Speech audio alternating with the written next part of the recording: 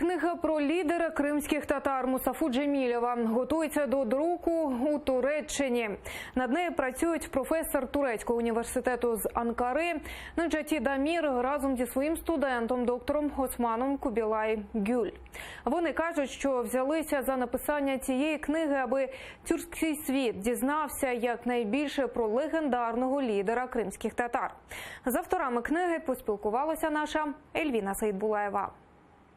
У книзі важливі періоди життя Мустафи Джемілєва пов'язані з кримсько-татарським національним рухом. 15 років за ґратами, 303 дні голодування у тюрмі, боротьба за повернення кримських татар на батьківщину та невизнання анексії півострова, за що окупанти зробили його персоною нон-грата на батьківщині. Він усе життя присвятив боротьбі за повернення на батьківщину. Про цю любов до батьківщини повинна дізнатись вся тюркська молодь. Тому ми вважаємо, що Мустафа Ага повинен бути відомий в Туреччині не тільки в політичних колах, а й серед простого народу.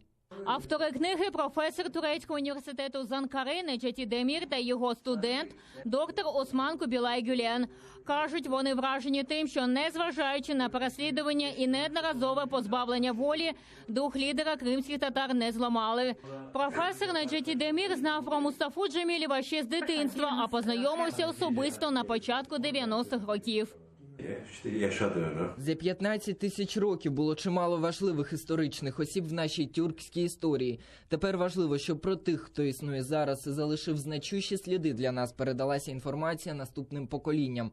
Тобто після нашої смерті наступні покоління повинні дізнатись про весь цей пройдений їм шлях, який став легендою. Над написанням книги автори працювали рік. Окрему увагу вони приділили подіям на окупованому півострові і в Україні. Для Мустафи Джемілєва підготували близько 400 питань. Серед них було і про майбутнє Криму. Президент України вважає, що після того, як півострів буде звільнений від окупантів, в Криму повинна бути кримсько-татарська національна автономія. Тому що кримські татари – це корінний народ, справжні патріоти своєї батьківщини. Тому зараз ведеться робота над внесенням змін до Конституції України. Книгу випустять турецькою мовою, а в подальшому перекладуть і на англійську. В знак подяки за боротьбу свободи і права людини. Автори подарували герою книги пам'ятні подарунки. Ельвіна Саїдбулаєва, Дмитро Шишкін, Заман, АТР.